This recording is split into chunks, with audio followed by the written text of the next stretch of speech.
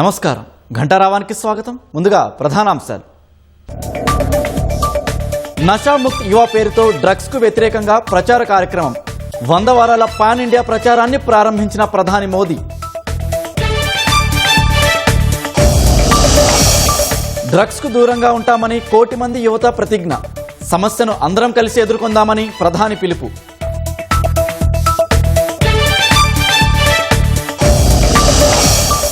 కేరళలో భారీ వర్షాలు, 8 మంది మృతి. ఆకస్మిక వరదల ధాటికి జలదిగ్బంధంలో పలు గ్రామాలు.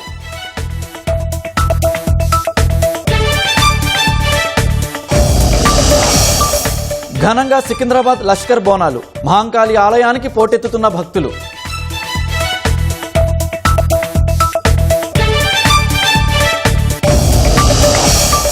భద్రాచలం వద్ద శాంతిస్తున్న గోదావరి. కొనసాగుతున్న మొదటి ప్రమాద హెచ్చరిక.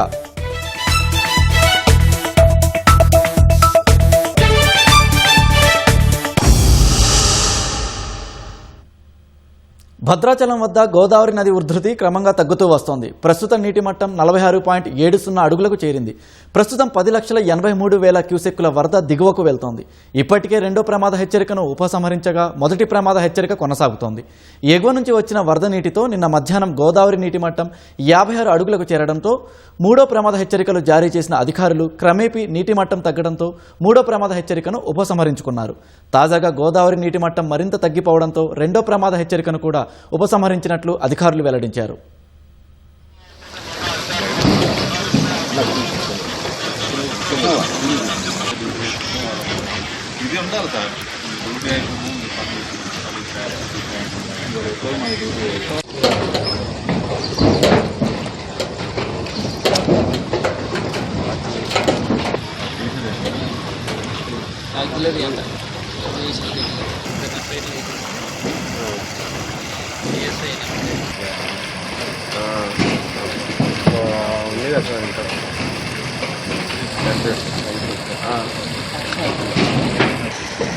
చాలా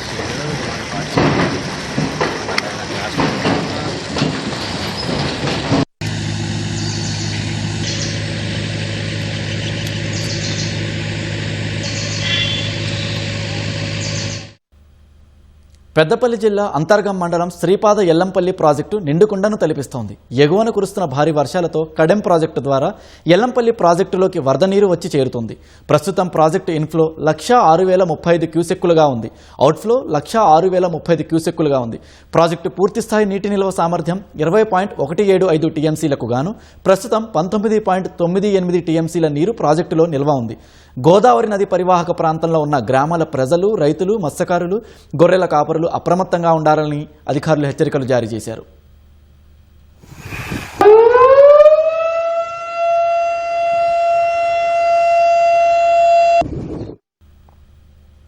జూరాల ప్రాజెక్టుకు ఎగువ నుంచి వరద పోటెత్తుతోంది. జలాశయానికి 168,967 క్యూసెక్కుల వరద వచ్చి చేరుతోంది.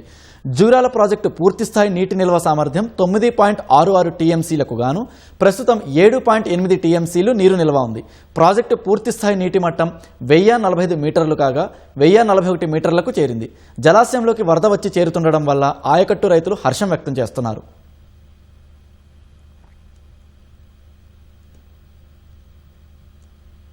పంతొమ్మిదవ అమెరికన్ తెలుగు అసోసియేషన్ ఆటా వేడుకల్లో పాల్గొనేందుకు ఉప ముఖ్యమంత్రి భట్టి విక్రమార్క అమెరికాకు వెళ్లారు. విమానాశ్రయానికి చేరుకున్న డిప్యూటీ సీఎంకు Indian overseas Congress, PCC, NRI cell, అమెరికాలోని వివిధ తెలుగు సంఘాల ప్రతినిధులు, కాంగ్రెస్ నాయకులు పుష్పగుచ్చాలతో ఆత్మీయ స్వాగతం పలికారు. తెలంగాణ అభివృద్ధి, మౌలిక వస్తువుల కల్పన, పారిశ్రామికీకరణ, హరిత ఇంధన రంగానికి ఇస్తున్న ప్రాధాన్యత వంటి పలు అంశాలను ప్రవాస భారతీయులకు ఆయన వివరించనున్నారు. రాష్ట్ర ప్రగతిలో ప్రవాస తెలుగువారి భాగస్వామ్యాన్ని మరింత బలోపేతం చేయడంతో పాటు నూతన పెట్టుబడులు, సాంకేతిక సహకారం, నైపుణ్య భాగస్వామ్యాన్ని ప్రోత్సహించే దిశగా పలు కీలక సమావేశాలు నిర్వహించనున్నారు. పెద్దపల్లి జిల్లా రామగుండం ఫెర్టిలైజర్స్ కర్మాగారంలో జులైలో 75,391 మెట్రిక్ టన్నుల యూరియా ఉత్పత్తి జరిగిందని RFCL general manager Prem Kumar తెలిపారు. ఉత్పత్తైన నీమ్ కోటెడ్ యూరియా తెలంగాణ, ఆంధ్రప్రదేశ్, కర్ణాటక, మహారాష్ట్ర, తమిళనాడు, ఛత్తీస్గఢ్, మధ్యప్రదేశ్ రాష్ట్రాలకు సరఫరా చేస్తున్నట్లు తెలిపారు. రామగుండం ఎరువుల కర్మాగారంలో ఏప్రిల్ నుంచి జూలై 2026 వరకు 3,78,143 మెట్రిక్ టన్నుల యూరియా ఉత్పత్తి చేయగా అందులో 2,07,294.12 మెట్రిక్ టన్నుల యూరియాను తెలంగాణకు సరఫరా చేశామని జనరల్ మేనేజర్ తెలిపారు.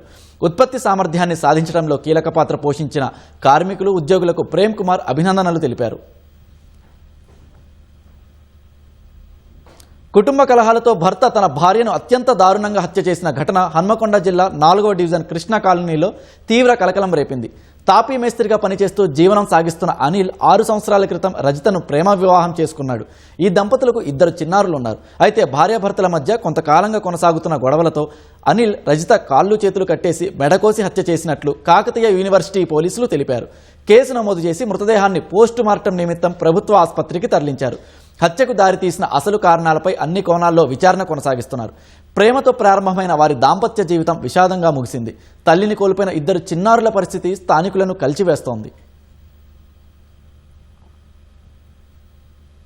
మంచిర్యాల జిల్లా భీమారంలో అక్రమంగా తరలిస్తున్న మద్యాన్ని పోలీసులు పట్టుకున్నారు. పోలంపల్లి వద్ద జాతీయ రహదారిపై వాహనాలు తనిఖీలు చేస్తుండగా ఓ కారును అనుమానాస్పదంగా గుర్తించారు. చెన్నూరు నుంచి మంచిర్యాల వైపు వేగంగా వెళ్తుండడం వల్ల పోలీసులు వెంబడించారు. పోలంపల్లి బస్టాండ్ సమీపంలో డ్రైవర్ వాహనం వదిలి పరారైనట్లు పోలీసులు తెలిపారు. కారులో 2.15 లక్షల రూపాయల విలువైన 344 మద్యం బాటిళ్లతో పాటు కారును స్వాధీనం చేసుకున్నట్లు వెల్లడించారు. మహారాష్ట్ర, మధ్యప్రదేశ్కు చెందిన మద్యం సీసాలు గుర్తించగా కేసు నమోదు చేసి పోలీసులు దర్యాప్తు చేపట్టారు.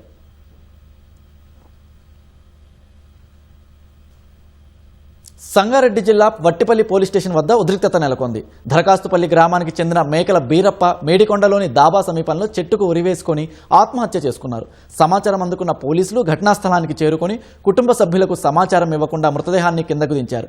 దీంతో కుటుంబ సభ్యులు, బంధువులు బీరప్పది ఆత్మహత్య కాదని పోలీస్ స్టేషన్లో ఆందోళన చేపట్టారు. మృతుడు బీరప్ప మేడికొండ శివారులోని ఓ దాబాలో పనిచేస్తున్నాడు. శనివారం రోజు కనిపించకపోవడంతో దాబా నిర్వాహకులు వెతకగా సమీపంలోని చెట్టుకు ఉరేసుకొని ఆత్మహత్యకు పాల్పడినట్లు గుర్తించారు. దాబా నిర్వాహకులపై చర్యలు తీసుకోవాలని మృతుని బంధువులు, కుటుంబ సభ్యులు స్టేషన్ ఎదుట ఆందోళనకు దిగారు. స్టేషన్ లోపలికి దూసుకెళ్లారు. పోలీసులు జోక్యం చేసుకుని బాధితులకు నచ్చజెప్పి మృతదేహాన్ని జోగిపేట ప్రభుత్వ ఆసుపత్రికి తరలించారు. బీరప్ప సోదరుడు నాగరాజు ఫిర్యాదు మేరకు పోలీసులు కేసు నమోదు చేసుకుని దర్యాప్తు చేపట్టారు. 4 వండుకున్నారట పని చేసేటోళ్ళ. ఆయన డాబా ఆయన ఇంటికి పోయినట్టు 4 వండుకున్నారట. పొద్దుగాలు వేసి ఎవరు లేరు అన్నట్లంట. ఇక మర్డర్ కేసు కింద వాళ్ళే చంపినట్లు మాకు అనుమానం. న్యాయం కావాలంటే మాకే కొట్టి మీ మీదనే కేసు పెడతా అని మాకే ఉల్టా అంటున్నాడు అన్నట్లు. ఆయననే 6 నెలలుగా పనిచేస్తుండు. అందులో నిన్న మార్నింగ్ పోయిండు, నైట్ అక్కడనే ఉన్నాడు. ఆ డాబా వాళ్ళ మీద దాంట్లో పనిచేసే వల్ల వాళ్ళ 4 మీద వాళ్ళనేమో లోపలికి సెట్టి మాకు ఉల్టా కొట్టిరు. మాకి అమెరికా ఇదాహో రాష్ట్రంలో కాల్పుల కలకలం రేపాయి. ట్విన్ ఫాల్స్ నగరంలోని ఓ రెస్టారెంట్ ప్రాంగణంలో దుండగుడు విచక్షణ రహితంగా కాల్పులు జరపడంతో 3 మృతి చెందారు. మరో 7 గాయపడ్డారు. వారిలో పలువురి పరిస్థితి విషమంగా ఉంది. పోలీసులు చేరుకునే లోపు రెస్టారెంట్లోని ఓ వ్యక్తి ధైర్య సాహసాలు ప్రదర్శించి దుండగుడిని కాల్చి చంపాడు. దీంతో అతడిని హీరో అంటూ నెటిజన్లు ప్రశంసలు కురిపిస్తున్నారు. కాల్పుల నేపథ్యంలో రెస్టారెంట్కు దారి తీసే రహదారులను పోలీసులు మూసివేశారు. నిందితుడు రైఫిల్తో కాల్పులు జరిపిన దృశ్యాలు సామాజిక మాధ్యమాల్లో చక్కర్లు కొడుతున్నాయి. కేరళలో భారీ వర్షాలకు పలు ప్రాంతాల్లో ఆకస్మిక వరదలు సంభవించాయి. కన్నూరు జిల్లాలో కరియంగోడ్ నది సహా వాగులు, వంకలు పోటెత్తడంతో అనేక గ్రామాలు జలదిగ్బంధంలో చిక్కుకున్నాయి.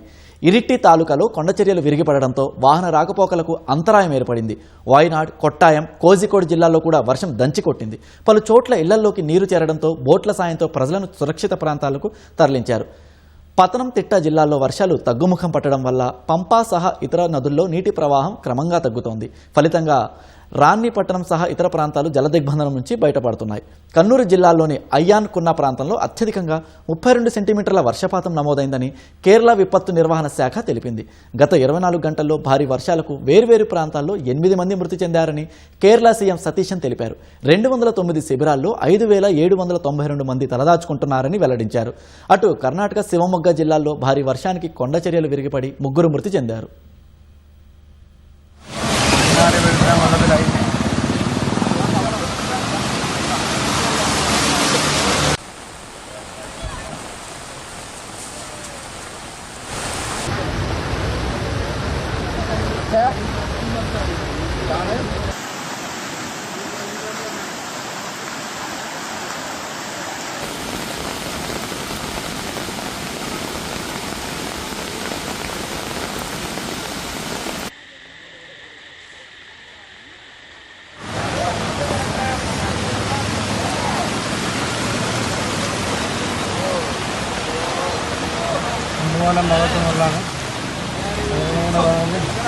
രണ്ടായിരത്തി ശേഷം കനത്ത പ്രളയത്തിനാണ് ഇവിടെ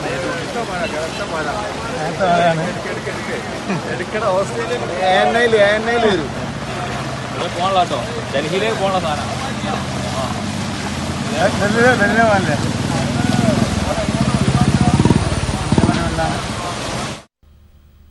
సికింద్రాబాద్ లక్షర్ బోనాలు అంగరంగ వైభవంగా కొనసాగుతున్నాయి. 2 రోజుల పాటు కొనసాగనున్న వేడుకలకు ఆలయానికి వస్తున్న భక్తులతో పరిసర ప్రాంతాలు కిక్కిరిసిపోయాయి. ఉజ్జయిని మహంకాళి అమ్మవారికి బోనాలు సమర్పించేందుకు తెల్లవారుజాముల నుంచే భక్తులు పోటెత్తారు. మహంకాళి అమ్మవారు భక్తులకు దేదీప్యమానంగా దర్శనమిస్తున్నారు.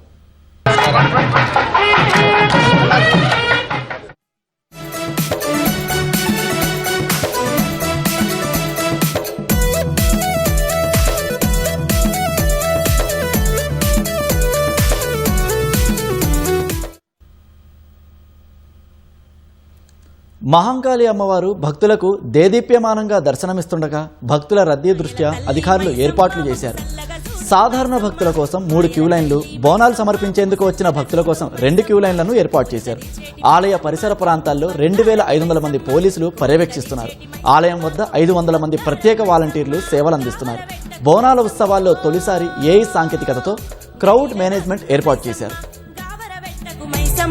గడిల దాగున్న మైసమ్మ మైసమ్మ తల్లి మైసమ్మ తల్లి మైసమ్మ తల్లి మైసమ్మ తల్లి మాయల తల్లి మైసమ్మ మము సల్లగా చూడు మైసమ్మ.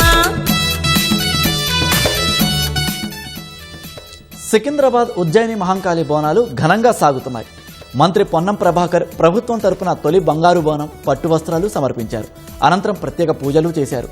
ఈ సందర్భంగా రాష్ట్ర సంస్కృతి సంప్రదాయాల్లో బోనాలు ప్రత్యేకమైనవని మంత్రి అన్నారు. రాష్ట్ర ప్రజలపై అమ్మవారి కరుణా కటాక్షాలు ఉండాలని ప్రార్థించిన పొన్నం సమృద్ధిగా వర్షాలు పడాలని అమ్మవారిని వేడుకున్నారు. ఉజ్జయిని అమ్మవారి దయతో ప్రజలంతా ఆర్థికంగా రాణించాలని ఆకాంక్షించారు. ఆషాఢమాస బోనాలు అనేటువంటిది ఒక ప్రతీక. తెలంగాణ రాష్ట్ర ప్రభుత్వం పక్షాన బంగారు బోనాన్ని, పట్టు వస్త్రాలను సమర్పించి ఆ అమ్మవారిని ప్రభుత్వం పక్షాన వేడుకుంటా ఉన్నాం. భవిష్యత్తులో సమృద్ధి వర్షాలతోటి, పాడి పంటలతోటి, ఆయురారోగ్యాలతోటి అందరూ కూడా సుఖ సంతోషంగా ఉండి ఎవరి వృత్తుల్లో వారు విజయాన్ని సాధించాలని, తెలంగాణ రాష్ట్ర అభివృద్ధికి సంబంధించి ప్రతి వ్యక్తి అభివృద్ధి ముఖ్యం కాబట్టి అందరికీ ఎటువంటి ఆటంకాలు లేకుండా అమ్మవారి కరుణ కటాక్షాలు కృప ఉండాలని అమ్మవారిని ప్రార్థిస్తా ఉన్నాం. గతంలో అనేక విపత్తులు వచ్చినాడు కూడా ఆ అమ్మవార్లు ఈ ప్రాంతాన్ని ఆదుకున్నారు. ఇప్పుడు కూడా ఎలినోనో ఏదైతే వస్తా ఉందో దాన్ని నుంచి కూడా ఈ తెలంగాణకు ఇక్కడ ఇబ్బంది రాకుండా సమృద్ధి వర్షాలు పడాలని అన్ని దేవాలయాల్లో బోనాల సందర్భంగా దేవాదాయ శాఖ తరఫున ప్రార్థనలు జరిపినాం. ఆ అమ్మవారు తెలంగాణ ప్రజలను సుభిక్షంగా ఉంచడానికి సమృద్ధి వర్షాలు కురిపియాలని అమ్మవారిని వేడుకుంటూ ఆ అమ్మవారికి మహంకాళి ఈ బోనాల సందర్భంగా తెలంగాణ ప్రజలందరికీ తెలంగాణ ప్రభుత్వం పక్షాన శుభాకాంక్షలు. ఉజ్జయిని మహంకాళి బోనాల్లో America consul general Laura Williams పాల్గొన్నారు. లారా విలియమ్స్ కు మంత్రి పొన్నం ప్రభాకర్ ఘనస్వాగతం పలికారు. సాంప్రదాయబద్ధంగా అమ్మవారికి బోనం సమర్పించి పూజలు చేశారు.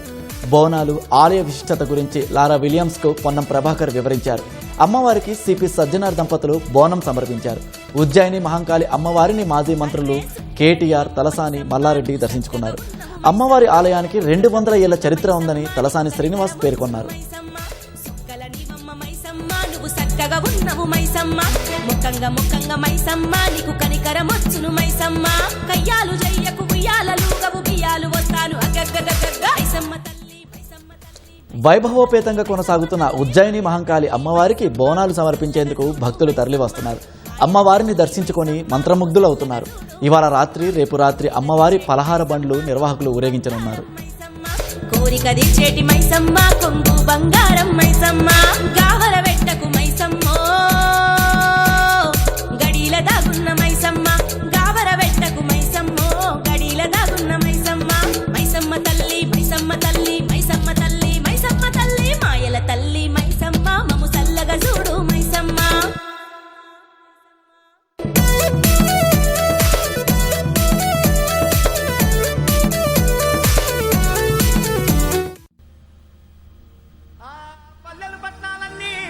చూసే తల్లి ఊరి పొలిమేరలుండి ఊరంతా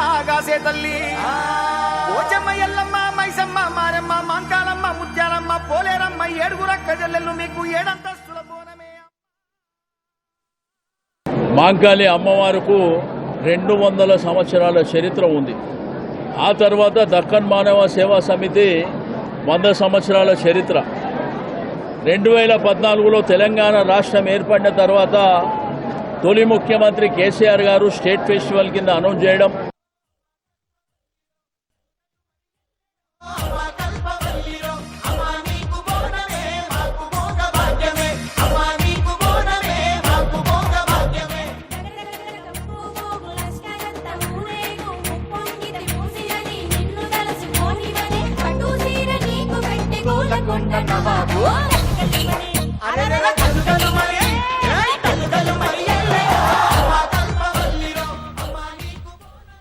ఆషాఢమాసం 3వ ఆదివారాన్ని పురస్కరించుకుని ప్రసిద్ధ పుణ్యక్షేత్రం ఏడుపాయల వనదుర్గా భవాని అమ్మవారిని వివిధ రకాల ఫలాలతో ఫలాంబరిదేవిగా విశేష అలంకరణ చేశారు.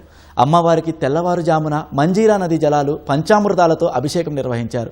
సహస్ర అనంతరం నామార్చన, కుంకుమార్చన పూజలు నిర్వహించి భక్తులకు అమ్మవారి దర్శనం కల్పించారు.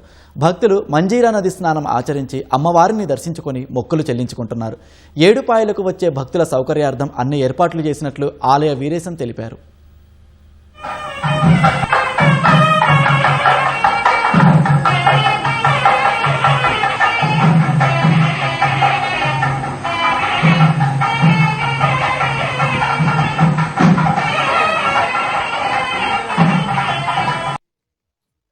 అమ్మవారికి విశేషమైనటువంటి అభిషేకము, సహస్రనామ కుంకుమార్చన, వివిధ ఫలాలతో విశేషంగా ఫలాంబరి దేవిగా అలంకరించడం జరిగింది.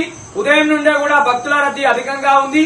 మంజీరా నదీపాయలో స్నానాలు ఆచరించి భక్తులు అమ్మవారికి మొక్కుబడులు చెల్లించుకుంటున్నారు. ఫలాంబరి దేవి రూపంలో ఉన్న అమ్మవారిని దర్శించుకోవడం వల్ల ఫలము అంటే కోరిక, సమస్త కోరికలు కూడా నెరవేరి అమ్మవారి అనుగ్రహాన్ని పొందుతారు.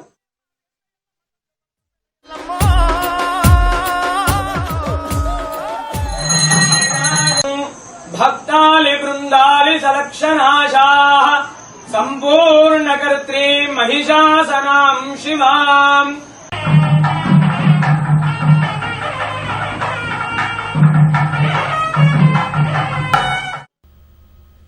పాదచారుల భద్రత కోసం ప్రభుత్వం కోట్లు వెచ్చించి నిర్మించిన ఫుట్పాత్ల అసలు లక్ష్యం ఉద్దేశం నీరుగారుతోంది.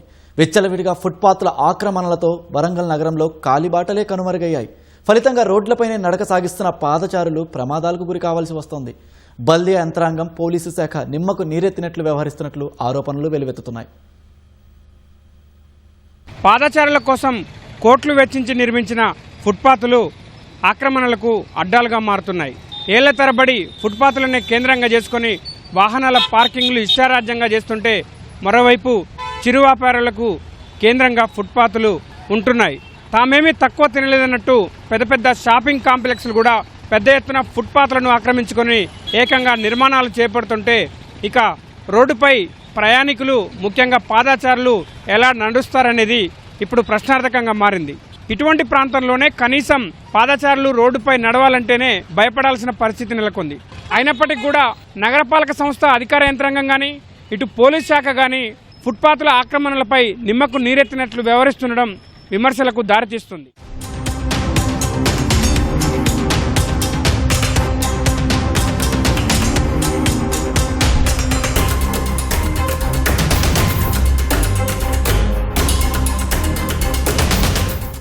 వరంగల్, హన్మకొండ, కాజీపేట నగరాల్లో ఫుట్పాత్ల ఆక్రమణలు ప్రజల పాలిట శాపంగా మారుతున్నాయి. నిత్యం రద్దీగా ఉండే ప్రధాన ప్రాంతాల్లో ఆక్రమణల పర్వం ఏళ్లుగా సాగుతుండటంతో పాదాచారులకు భద్రత లేకుండా పోయింది. పలు ప్రాంతాల్లో అసలు ఫుట్పాత్ల ఆనవాళ్లే కనిపించకుండా పోయాయి.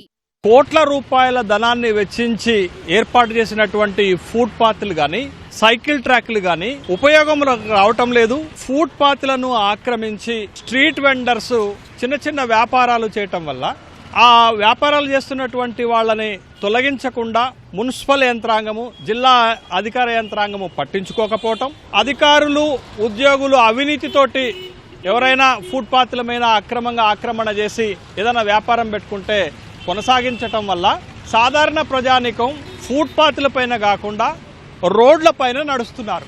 వచ్చేటటువంటి వాహనాలు వెళ్లేటటువంటి వాహనాలు తలిగి ప్రమాదానికి గురై మరణించినటువంటి సందర్భాలు కూడా ఉన్నాయి. ఫుట్పాత్ల సమస్య అనేది విపరీతంగా ఉంది. ఫుట్పాత్లపై నడిచేటువంటి పాదచారులు ఎవరైతే ఉన్నారో ముఖ్యంగా వికలాంగులైతేనేమి, వృద్ధులైతేనేమి, పిల్లలైతేనేమి చాలా ఇబ్బందులు ఎదుర్కొంటున్నారు. ఈ ఫుట్పాత్లపైకి షాపుల వాళ్ళు వాళ్ళ యొక్క హోర్డింగులు పెట్టడం, బోర్డులు పెట్టడం, అదేవిధంగా చిన్న చిన్న వీధి వ్యాపారులు వాటికి సంబంధించినటువంటి వ్యవస్థ ఏర్పాటు చేసుకోవడం మూలన ఫుట్పాత్లు నడవడం అనేది పాదచారులకు గణనీయంగా మారిపోయింది. అధికారుల యొక్క అలసత్వం అనేది క్లియర్గా కనబడతా ఉన్నది.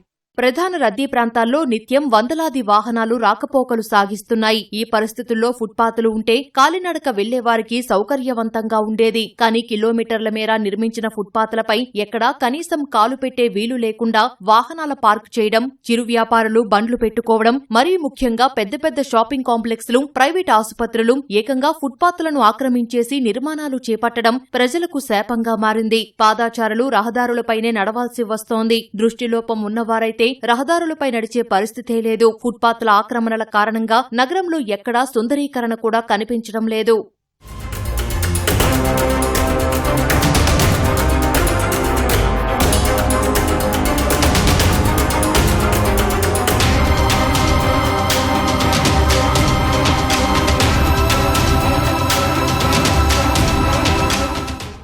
ఏళ్ల తరబడి ఫుట్పాత్ల ఆక్రమణల చెరలోనే మగ్గుతున్నా, ప్రమాదాలు జరుగుతున్నా అధికారులు చూసి చూడనట్లు వదిలేస్తున్నారన్న ఆరోపణలు వెల్లువెత్తుతున్నాయి. ప్రజాధనంతో నిర్మించిన ఫుట్పాత్లను ఇష్టారాజ్యంగా ఆక్రమించినా పట్టించుకోవడం లేదని నగరవాసులు ఆగ్రహం వ్యక్తం చేస్తున్నారు. ఫుట్పాత్లు ఆక్రమించొద్దని, నో పార్కింగ్ అంటూ బోర్డులు పెట్టినా బల్దియా యంత్రాంగం తమ పని అయిపోయిందని చేతులు దులుపుకుంటోంది. ట్రాఫిక్ పోలీసులు కూడా ట్రాఫిక్ ను క్రమబద్దీకరించడం తప్ప మరేమీ చేయలేకపోతున్నారన్న విమర్శలు వస్తున్నాయి.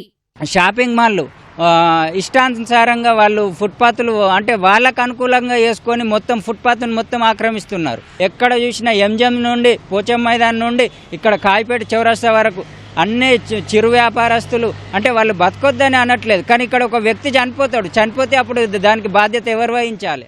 చిరు వ్యాపారస్తుల షాపులు వాళ్ళందరూ కూడా ఎన్నో ఏళ్ళకి వెళ్ళి నడిబొడ్డున ఉంటున్నారు. వాళ్ళకు అనేది ఒక్కొక్క దగ్గర ఒక్కొక్క స్థలం. ఇప్పుడు ఫ్లవర్స్ అనే దానికి ఒక షాప్ కాంప్లెక్స్ ఒకటి పెట్టిండ్రు. వరంగల్ జిల్లాలో మనకు ఫుట్పాత్ అని చెప్పని పెట్టి దాని మీదకి మామూలు ప్రయాణికులు దాని మీద నడిచేదందుకు మనం దాన్ని ఏర్పాటు చేసినాం.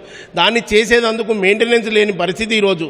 ఫుట్పాత్ మీకు వెళ్ళి కోరితే వాళ్ళకు ఫ్రీగా ఉంటుందన్న ఉద్దేశంతోనే దాని మీద నడవాలని, ఇప్పుడు అది లేకుండా కనుమరుగైపోయిన పరిస్థితి. ఇది ఫుట్పాత్ల వాస్తవ స్వరూపం. వరంగల్ నగరంలో దాదాపు 45 కిలోమీటర్ల మేర ఫుట్పాత్ల నిర్మాణం కోట్లు వెచ్చించి నిర్మిస్తే ఇప్పుడు కేవలం 2-3 కిలోమీటర్ల మేర మాత్రమే ఫుట్పాత్లు ఇలా దర్శనమిస్తున్నాయి. మిగతా దాదాపు 40 నుంచి 42 కిలోమీటర్ల మేర ఫుట్పాత్లు పూర్తిగా ఆక్రమణల చెరలోనే ఉన్నాయి. రోజురోజుకు ట్రాఫిక్ పెరుగుతుండడం, అదేవిధంగా వాహనాల పార్కింగ్ ఇష్టారాజ్యంగా చేస్తుండడం ఒక ఎత్తు అయితే, చిరు వ్యాపారుల కోసం ఫుట్పాత్ల ఆక్రమణలు, షాపింగ్ కాంప్లెక్స్లు విచ్చలవిడిగా ఫుట్పాత్ల ఆక్రమణలపై నిర్మాణాలు చేపట్టడం నడకదారుల పాలిట శాపంగా మారింది. ఇప్పటికైనా బల్దియా యంత్రాంగం, పోలీస్ శాఖ సంయుక్తంగా రంగంలోకి దిగి ఫుట్పాత్ల ఆక్రమణలను తొలగిస్తేనే వరంగల్ నగర ప్రజలకు ఇబ్బందులు లేకుండా ఉంటాయనడంలో ఎటువంటి సందేహం లేదు. మరి అధికార యంత్రాంగం ఈ ఫుట్పాత్ల ఆక్రమణల చెరను నిగ్గు తేలుస్తుందా లేదా అన్నది వేచి చూడాలి. కెమెరామెన్ క్రాంతితో లింగయ్య, ఈటీవీ, వరంగల్. ఆదిలాబాద్ జిల్లా మావల మండలం కుమురంభీం కాలనీలో ఆదివాసీ పిల్లల కోసం ఏర్పాటు చేసిన కంటైనర్ పాఠశాలకు అధికారిక గుర్తింపు కానీ యుడైస్ నంబర్ లభించలేదు. ఏడాది క్రితమే ఏర్పాటు చేసినా ఇప్పటికీ విద్యార్థులకు మధ్యాహ్న భోజనం, యూనిఫామ్లు, ప్రభుత్వ సంక్షేమ పథకాలు అందట్లేదు. యుడైస్ నంబర్ లేకపోవడంతో విద్యార్థుల రికార్డులు నమోదు కాక ఉన్నత పాఠశాలల్లో ప్రవేశాలకు సమస్యగా మారే పరిస్థితి ఉందని ఉపాధ్యాయులు వాపోతున్నారు. సమస్యను వెంటనే పరిష్కరించి పాఠశాలకు గుర్తింపు కల్పించాలని తల్లిదండ్రులు అధికారులను కోరుతున్నారు. ప్రాథమిక ప్రభుత్వ పాఠశాల ఐపీడీ ద్వారా ఏదైతే మనకి ఇక్కడ కొనసాగుతున్నదో చాలామంది నిరుపేద ఆదివాసీ పిల్లలు ఇక్కడ 1 నుండి 2వ తరగతి వరకు విద్య నేర్చుకోవడం అనేది జరుగుతుంది. సిఆర్టీ మేడం కూడా రోజు కంటిన్యూగా వచ్చి ఆ యొక్క విద్యార్థులకు పాఠాలు బోధించడం చాలా సంతోషకరమైన ఏర్పాటుకి. ఇవాళ యుఐడిసి కోడ్ నంబర్ లేకపోవడం వల్ల మిడ్ డే మీల్స్లో చాలా ఇబ్బందులు ఎదుర్కోవడం పరిస్థితి మనకు కనబడుతున్నది. స్టార్టింగ్లో ఇక్కడ స్కూల్ ఏం లేకుండా సార్, అక్కడ చెట్టు కింద అక్కడ బయట గుడిసెలు చెప్పినాము. అది చూసి మా ఐటీడీఏ తరపు నుండి ఈ కంటైనర్ స్కూల్ అనేది ఇవ్వడం జరిగింది. గత జనవరిలో ఇక్కడ స్టార్ట్ చేసింది సార్ ఇది కంటైనర్ స్కూలు. ఇది చాలా బాగుంది, వెంటిలేషన్ బాగుంది. సమ్మర్లో కొంచెం వేడి అనిపించేది కానీ ఓపెన్ చేస్తే చల్లగానే ఉండే సార్. తర్వాత ఈ సంవత్సరం వర్షాకాలం స్టార్ట్ అయినాక వర్షాలు ఎట్లా పడితే ఎట్లా నిండిపోతుంది అంటే వర్షంతో ఇదైతే అనుకున్నా కానీ వర్షానికి ఎక్కువ ఏం వాటర్ లోపలికి రాలేదు. పిల్లలకైతే ఇప్పుడు చాలా అనుకూలంగానే ఉంది సార్. ఇది స్కూల్కి ఈ డేస్ కూడా రాలేదు కాబట్టి పిల్లలు ఇబ్బంది ఉన్నారు సార్. అంటే మధ్యాహ్నం భోజనానికి. రంగారెడ్డి జిల్లా చేవెళ్లలోని ముంబై బెంగళూరు లింక్ రోడ్డుపై జరిగిన ప్రమాదంలో ఓ యువకుడు మృతి చెందాడు. చేవెళ్ల మండలం గుండాల గ్రామానికి చెందిన శ్రీనివాస్ చేవెళ్లలోని పెట్రోల్ బంకులో ఆఫీస్ బాయ్గా పనిచేస్తున్నాడు. రాత్రి 10 గంటల సమయంలో చేవెళ్ల నుంచి స్వగ్రామానికి తన బైక్పై వెళ్తుండగా పామన స్టేజీ సమీపంలో వెనక నుంచి లారీ బైకును ఢీకొనడంతో శ్రీనివాస్ అక్కడికక్కడే మృతి చెందాడు. స్థానికులు సమాచారంతో పోలీసులు కేసు నమోదు చేసుకుని దర్యాప్తు చేస్తున్నారు. మృతుడికి భార్య, ఓ కుమారుడు ఉన్నాడు. ఆటో డ్రైవర్ చొరవతో విద్యుత్ షాక్కు గురైన యువకుడి ప్రాణాలు దక్కిన ఘటన వికారాబాద్ జిల్లా తాండూరులో జరిగింది. పెద్దముల్ మండలం కందెనెల్లి గ్రామానికి చెందిన ఈడిగి నవీన్ కుమార్ తాండూరులోని ఫార్మసీ దుకాణంలో పనిచేస్తున్నాడు. రోడ్డు దాటే క్రమంలో అతనికి సెంట్రల్ లైటింగ్ విద్యుత్ స్తంభం తాకి విద్యుత్ షాక్కు గురయ్యాడు.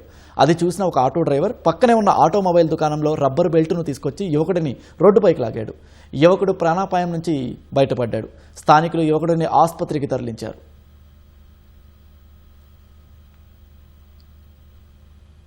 ఆ పోల్ దగ్గర యువకుడికి దాటడంతో నాకు షాక్ సర్క్యూట్ అయ్యడం జరిగింది. దయవల్ల ప్రాణాపాయంతో బయటపడ్డాను. దయచేసి అందరికీ ఒకటే విజ్ఞప్తి చేస్తా ఉన్నాం, వర్షాకాలంలో విద్యుత్ పోల్లకు దూరంగా ఉండాలని విజ్ఞప్తి చేస్తా ఉన్నాం. అది విద్యుత్ శాఖ అధికారులకు కూడా మా యొక్క విజ్ఞప్తి. దయచేసి ఇలాంటి షార్ట్ సర్క్యూట్ ఎక్కడైతే ఉన్నాయో వాటిని చూసుకోవాలని మనం చేస్తాం. నవీన్ ఇక్కడనే పనిచేస్తాడు. అదృష్టవశాత్తు అబద్ధంగా లాగా ఒక మనిషి వచ్చి అప్పటిదప్పుడే లబ్బర్ పైప్ వేసి గుంజితే బయటకు వచ్చిండు. ఆ పోలు అదేవిధంగా దాన్ని దాటడానికి పోయినప్పుడు ప్రాణాపాయం తోటి బయటపడ్డాడు. అదృష్టం బాగుంది. అందరికి ఒకటే సూచన, వర్షాకాలం ఉంది, ఐరన్ పోల్స్ దగ్గరికి వర్షం పడ్డప్పుడు వెళ్ళకండి, షార్ట్ సర్క్యూట్ అయ్యేసి ఉంటుంది. ఎక్కడెక్కడ ఐరన్ పోల్స్ ఉన్నాయో వాటికి సేఫ్ గార్డ్స్ పెట్టండి. పోల్స్ పిల్లలు దాటుతుంటారు, మహిళలు దాటుతుంటారు, విలేజ్ వాళ్ళు వచ్చినప్పుడు దాటుతుంటారు. కాబట్టి ప్రతి దగ్గర కూడా చెక్ చేయాలని చెప్పి ప్రతి ఒక్కరు కూడా చాలా అప్రమత్తంగా ఉండాలి.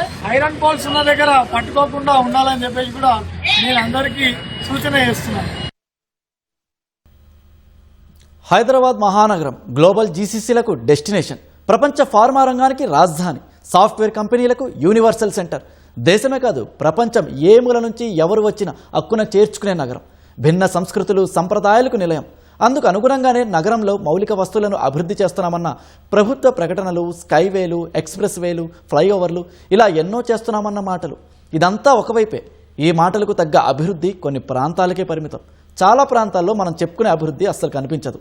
చాలా ప్రాంతాల్లో రోడ్లపై గుంతలు, ప్రమాదకర మలుపులు హైదరాబాదీలకు తెలియని మాట కాదు. అభివృద్ధి పనుల పేరుతో తవ్వి వదిలేసిన రోడ్లతో నిత్యం ప్రాణాలను అరచేతిలో పెట్టుకుని ప్రయాణించే దుస్థితి. ఎన్ని మారినా అధికారుల తీరు మారక రాజధాని వీధుల్లో ప్రమాదకరంగా మారిన రోడ్లపై ఈటీవీ స్పెషల్ ఫోకస్.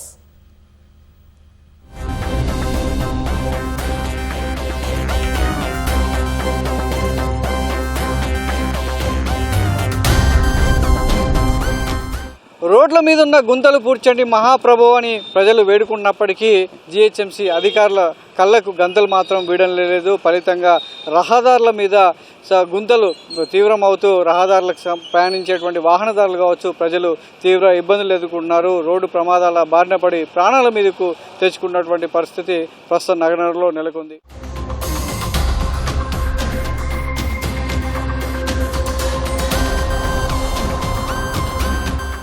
నగరంలో ఏ మూలకెళ్ళినా, ఏ అంతర్గత వీధిని చూసినా, ఏ అంతర్గత రహదారిని పరిశీలించినా మొత్తం రహదారులన్నీ కూడా గుంతలమయంగా మారాయి.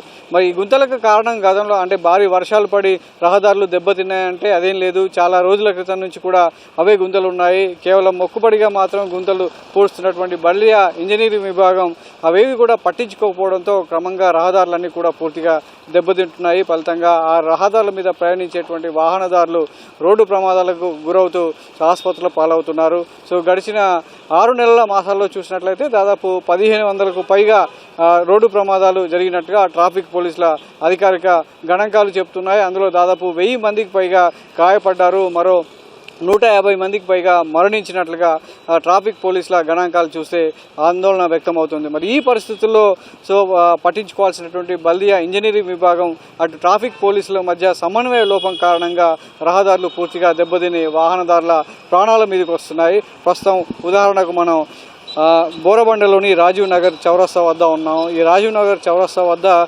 నిత్యం ప్రతి ఉదయం నుంచి రాత్రి వరకు కనీసం 2-3 రోడ్డు ప్రమాదాలు జరుగుతున్నాయని చెప్పేసి స్థానికులు ఆందోళన వ్యక్తం చేస్తున్నారు. ఎన్నిసార్లు ఈ గుంతలు పూడ్చాలని ఫిర్యాదు చేసినా కేవలం నామమాత్రంగా పట్టించుకుంటున్నారే తప్ప శాశ్వతంగా రోడ్డు వేయడం లేదు. సో ఫలితంగా గుంతలు తాత్కాలికంగా పూడ్చడం వల్ల మళ్ళీ చిన్న చినుకుపడినా అవి పూర్తిగా మళ్ళీ రిపేర్కి వచ్చేసి ఎక్కువ లోతులో ఉన్నటువంటి గుంతలు పడుతున్నాయని చెప్పేసి వాహనదారులు వాపోతున్నటువంటి పరిస్థితి నెలకొంది. ఇక్కడ ఎవరు పట్టించుకోరండి. ఇక్కడ ల్యాండ్ రేట్ పెరిగింది కానీ గుంతలు మాత్రం ఎవరు పట్టించుకోవట్లేదు. చాలా మంది పడ్డారు. ఆయన పూడ్చిండు కానీ పూడ్చడం కాదు, ఇది అసలు ఇది ఎప్పటి నుంచో రోడ్లు వేయాలా. సో మొత్తం నగర వ్యాప్తంగా ఉన్నటువంటి పాట్ హోల్స్ను, రహదారి మీద ఉన్నటువంటి పాట్ హోల్స్ను కాంట్రాక్టర్లకు ఇచ్చి పూర్తి స్థాయిలో వాటిని పునరుద్ధరించాలి, గుంతలు లేని రహదారులను వాహనదారులకు అందించాలనేటువంటి లక్ష్యంతో డ్రైవ్ నిర్వహించినప్పటికీ అది ఎక్కడ కూడా సఫలం కాలేదు. కేవలం రికార్డుల వరకు మాత్రమే, గణాంకాల వరకు మాత్రమే పరిమితమైనటువంటి సందర్భాలు ఉన్నాయి. మేము ఎన్నిసార్లు కంప్లైంట్ ఇచ్చినా కానీ రోడ్డు పైన సార్ ఇట్లా తొవ్వేసి ఉన్నది, దాన్ని కవర్ చేయండి అంటే మా దగ్గర స్టాఫ్ లేదు, స్టాఫ్ ఎప్పుడైతే వస్తుందో అప్పుడు మేము చేపిస్తాము అంటున్నారు. కానీ అప్పటి వరకు ఎవరో ఒకటి బలి అవ్వాల్సిందే, రోడ్డు పైన గుంతలలో పడడం, యాక్సిడెంట్ జరగడం ఖచ్చితంగా ఇది అవుతూనే ఉంది. నగరంలో ఉన్నటువంటి ప్రధాన రహదారులే కాదు, సో జాతీయ రహదారుల మీద కూడా ఇటు ఎల్బీ నగర్ నుంచి మొదలుకుంటే ఇటు మియాపూర్ వరకు, ఇటు లింగంపల్లి వరకు, అటు ఉప్పల్ వరకు ప్రధాన రహదారులు కూడా భారీ గుంతలు ఏర్పడి వాహనదారులకు ఇబ్బంది పెడుతుంది, అనారోగ్య సమస్యలకు దారితీస్తుంది. మరి ఇప్పటికైనా బల్దియా ఇంజనీరింగ్ విభాగం అధికారులు తమ కళ్ళకున్న గంతలు విప్పి రోడ్ల మీద గుంతలు పూడ్చాలని చెప్పేసి వాహనదారులు వేడుకుంటున్నారు. మరి బల్దియా యంత్రాంగం కేవలం పాట్ హోల్స్ పేరుతో, ప్రత్యేక డ్రైవ్ పేరుతో మొక్కుబడిగా ఈ చర్యలు చేపట్టకుండా కొత్త రహదారులు ఏర్పాటు చేసేలా ప్రమాదకరంగా మారినటువంటి గుంతల వద్ద తక్షణ చర్యలు చేపట్టేలా చూడాలని చెప్పేసి వాహనదారులు వేడుకుంటున్నారు. కెమెరామెన్ బాలాజీతో సతీష్, ఈటీవీ న్యూస్, హైదరాబాద్. మందమర్రి ఏరియాలోని సింగరేణి గనుల్లో మొదటిసారిగా గ్యాసిఫికేషన్ ప్రక్రియ చేపట్టనున్నట్లు జీఎం రాధాకృష్ణ వెల్లడించారు. మంచిర్యాల జిల్లా మందమర్రి జీఎం కార్యాలయంలో సంబంధిత అధికారులతో ఆయన సమావేశం నిర్వహించారు. అధికారులు, కార్మిక సంఘాల నాయకుల సమన్వయంతో ముందుకు సాగుతుండడం వల్ల అధికంగా బొగ్గు ఉత్పత్తి చేస్తున్నామని తెలిపారు. గత నెలలో 103% బొగ్గు ఉత్పత్తి చేసినట్లు పేర్కొన్నారు. నిపుణులు పరిశీలించిన అనంతరం గ్యాసిఫికేషన్ పనులు ప్రారంభమవుతాయని రాధాకృష్ణ వివరించారు. జూలై మంత్ 594 రైన్ ఫాల్ ఉన్నా కూడా మనకి 103% డిస్పాచ్ కావడం చాలా సంతోషదాయకం. ఆల్మోస్ట్ 61% పోయిన సంవత్సరం మీద అభివృద్ధి ఇంప్రూవ్మెంట్ ఉన్నది. ఇంతకుముందు KK6 మైన్ కి ఒక 15 ఎకరాల్లో ల్యాండ్ తీసుకున్నారు. అక్కడ కూడా గ్యాసిఫికేషన్ గురించి ఏమైనా చేయవచ్చా, పాత KK1 మైన్స్ అనేది దాని మీద కూడా R&Dకి CMPDL వాళ్ళు వస్తారు, త్వరలో సింపర్ వాళ్ళు వస్తే వాళ్ళు కూడా స్టడీ చేస్తారు. బెల్లంపల్లిలో పాత మైన్స్ ఏవైతున్నాయో అక్కడ కూడా గ్యాసిఫికేషన్స్ గురించి వచ్చి చూసి వెళ్ళారు. మన జియాలజిస్టులు వాళ్ళు వస్తే ఇమీడియట్ గా ఎక్స్ప్లోరేషన్ అక్కడ హోల్స్ వేసి స్టార్ట్ చేసి ఎంత డెప్త్ వరకు ఎట్లుంది, హోల్ క్వాలిటీ ఎట్లుంది అనేది చూసిన తర్వాత ఈ గ్యాసిఫికేషన్స్ కు ముందుకెళ్తారు. వికసిత్ భారత్ లక్ష్య సాధనలో యువత ఆరోగ్యమే అత్యంత కీలకమని ప్రధాని నరేంద్ర మోదీ తెలిపారు. వికసిత్ భారత్ సంకల్ప్ అభియాన్లో భాగంగా చేపట్టిన మాదక ద్రవ్య రహిత యువత కార్యక్రమంలో వర్చువల్గా పాల్గొన్న ప్రధాని డ్రగ్స్ రహిత సమాజం దేశాభివృద్ధికి ఎంత అవసరమో వివరించారు. గత ఏడాది కాశీలో పైలట్ ప్రాజెక్టుగా ప్రారంభమైన ఈ కార్యక్రమం ఇప్పుడు 125 ఆధ్యాత్మిక సంస్థల సహకారంతో దేశవ్యాప్తంగా విస్తరిస్తోందన్నారు. యువత భవిష్యత్తును నిర్వీర్యం చేస్తున్న డ్రగ్స్ మహమ్మారిని తరిమికొట్టేందుకు కేంద్ర ప్రభుత్వం ప్రణాళికబద్ధంగా ముందుకెళ్తోందని చెప్పారు. ఈ ఉద్యమం కేవలం ఒక వ్యక్తి కోసమో, ఒక కుటుంబం కోసమో కాదని, వాటన్నిటికీ మించి దేశం కోసమని ప్రధాని మోదీ తెలిపారు. వికసిత్ భారత్ లక్ష్యాన్ని చేరుకోవాలంటే యువత శారీరకంగా, మానసికంగా, ఆరోగ్యంగా, ఆత్మవిశ్వాసంతో ఉండడమే కాకుండా డ్రగ్స్ లాంటి మహమ్మారులకు దూరంగా ఉండడం అత్యంత ఆవశ్యకమని ప్రధాని చెప్పారు. తమిళనాడు తూత్తుకుడి తీరంలో భారీ ఈదురుగాలులకు ఒక పడవ పూర్తిగా మునిగిపోయింది. పడవలో ప్రయాణిస్తున్న 7 మత్స్యకారులు త్రుటిలో ప్రమాదం నుంచి బయటపడి ప్రాణాలు కాపాడుకున్నారు. పడవ మునిగిపోవడాన్ని ముందుగానే గమనించిన సుగిర్ధన్ మరో 6 సిబ్బంది వెంటనే సముద్రంలోకి దూకి సమీపంలోని ట్రావెలర్ పడవను గట్టిగా పట్టుకుని ప్రాణాలు కాపాడుకున్నారు. అదే సమయంలో సముద్రంలో చేపల వేట కోసం వచ్చిన యాంత్రిక బోటు సిబ్బంది వారిని గమనించారు. వెంటనే 7 సురక్షితంగా తమ పడవలోకి ఎక్కించుకున్నారు. పడవ యజమాని సుగిర్ధన్ తన స్నేహితులు 6 కలిసి 2 రోజుల క్రితం చేపల వేట నిమిత్తం సముద్రంలోకి వెళ్లినట్లు స్థానికులు తెలిపారు.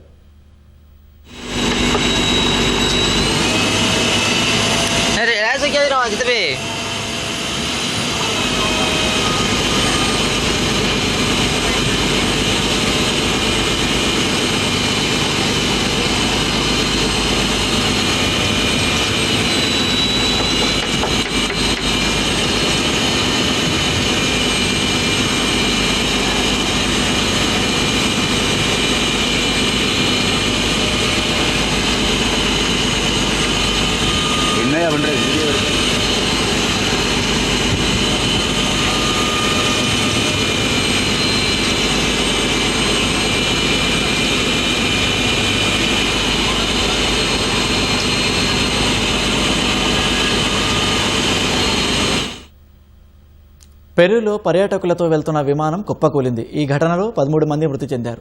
ప్రమాదం ధాటికి విమానం పూర్తిగా దగ్ధమైంది. సుదూర ప్రాంతంలో ప్రమాదం జరగడంతో సహాయక బృందాలు చేరుకోవడానికి ఆలస్యమైంది. దీంతో విమానంలో ఉన్న మొత్తం 13 మంది మృతి చెందారు. మృతుల్లో ఇటలీ, జర్మనీ, స్పెయిన్ దేశాలకు చెందిన 11 మంది పర్యాటకులతో పాటు 2 విమాన సిబ్బంది ఉన్నట్లు పెరూ రవాణా శాఖ తెలిపింది. ఇకా నగరం నుంచి ప్రముఖ పర్యాటక ప్రాంతం నాజ్కా లైన్స్కు వెళ్తుండగా ఈ ప్రమాదం జరిగిందని వివరించింది. ప్రమాదానికి గల కారణాలపై దర్యాప్తు చేస్తున్నట్లు పేర్కొంది. కొన్ని శతాబ్దాల క్రితం స్థానిక ఆదివాసులు నాజ్కా చుట్టుపక్కల ఉన్న ఎడారిలో జంతువుల ఆకృతిలో భారీ చిత్రాలను గీశారు. వీటిని విమానం లేదా ఎత్తైన టవర్ల నుంచి మాత్రమే వీక్షించడానికి అవకాశం ఉంది. రష్యా రాజధాని మాస్కోలో బాంబు పేలుడు సంభవించి 3 మృతి చెందగా 21 మంది గాయపడ్డారు.